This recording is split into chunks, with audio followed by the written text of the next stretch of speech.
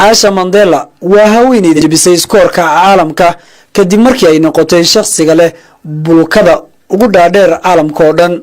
Mrs Mandela ayaa ku nool magaalada Atlanta ee dalka Georgia waxayna buugga la yaabka dunida lagu qoro ee Guinness World Record lagu daray dhawaan, balse waxay samaysatay bulukadan ugu dheer caalamka sanadku markuu ahaa 2008.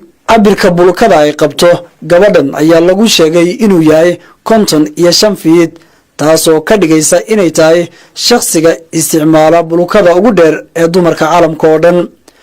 haweeneydan ayaa tilmaantay in dooqeedu uu yahay inay hesho timo dhaadheer, sidaas darteedna ay waqti badan ku bixiso xirashada bulukan dheer ee ay hadda qabto. Mrs Mandela ayaa warbaahinta u sheegtay in halkii mar ay isticmaasho 6 xabo oo shaamba ah, isla markaana ay ku qaadato 2 maalmood inay qalalaan timaheeda dhaadheer ee bulukada ka samaysan. dhakhaatiirta dalka Georgia ayaa marar kala duwan uga digay gabadhan isticmaalka bulukadan dheer, taasoo ay sheegeen in xaalad caafimaad darro ay ku keeni karto, balse gabadha ayaa weli ku adkaysanaysa inay sii wadato isticmaalka bulukadan dheer isla markaana ay sii ahaato shakhsiga isticmaala bulukada ugu dheer caalamka oo dhan.